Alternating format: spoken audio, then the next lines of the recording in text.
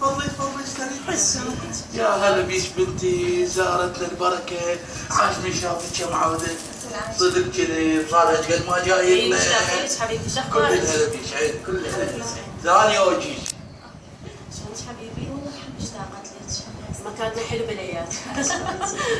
شو اخبارك؟ صحتك شلونها؟ والله الحمد لله هذا شوي زين. شو تعبانه ضعفانه ايش عليك؟ قاعدة البيت شو تكون يعني؟ الله يسعدك. الله يسعدك حبيبي. لا ان شاء الله تصيرين زين ان شاء الله. يا اهلا وسهلا، زارتنا البركه. هذا قلاص عصير من عمك. اشكرك عمو. يا اهلا وسهلا، كل الهلا بيك. شو اخبارك عمو؟ والله مقضيها يوم هيك يوم هيك، الحمد لله والشكر على كل حال. الحمد لله. بس انت ما شاء الله يبين عليك ان شاء الله الصحه تمام، مو صحيح ست ليلى؟ مو بس انا دا اقول، حتى عمو خيون ما شاء الله عيني عليك بارده. عمو قعدة البيت لا حركة ولا شغل، شلون تكون؟ بس تعرفين من هالسوالف، قولي لي شو وقت راح ترجعين الشغل؟ لك عيني وانذبحت. لا الله يساعدني، انا شو اقول هنا انا سنتين؟ حبيبتي انت متعوده على الشغل وتعرفين شلون تمشين الامور، بس اني لا يصب هالسوالف هذه. فصبر شوية، انا بعد شوية اشوف السيد المدير واقرر ان شاء الله لو ارجع يوم. ان شاء الله. كل الهلا بيك بنيتي، كل الهلا. اشكرك عمو. شربي شربي شربي يا ست.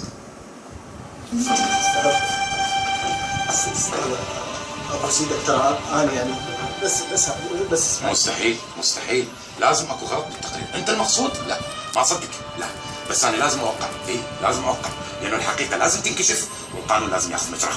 استاذ دخيلك مو سيدك والله العظيم، انا يعني بشمرون وطول فلوس وانا مستعد ارجعها السنه. لكن الزم نفسك، معقوله يطلع منك؟ انت رجل عيب. بس انا بصراحه لازم اوقع، لانه قانون، تعرف انت القانون مهم لازم ياخذ مجراه. بعدين هذه يجوز حكم اعدام، تفكري يجوز اعدام، بس انت انا متاكد من عندك رجل نظيف ولازم تثبت براءتك. استاذ دخيلك يا معود، ترى انا تقشمرت، انا كلب بكلب وانا مستعد لكل شيء، بس مشي لي هالشغله استاذ الله يخليك. زين دي كافي كافي كافي كافي، اقعد خلينا نرجع لموضوع عفاف. اتزوجها، مستعد اتزوجها العفاف، بس خلصنا من هاي الشغله استاذ الله يخليك. زين راح اسامحك. زين وذولا هم اسامحهم لو اوقع التقرير؟ ذول استاذ انت شو تريد تسوي سوي، بس انا مو وياهم.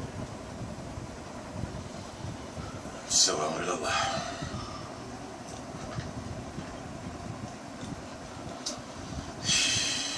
ما شاء الله احراجات.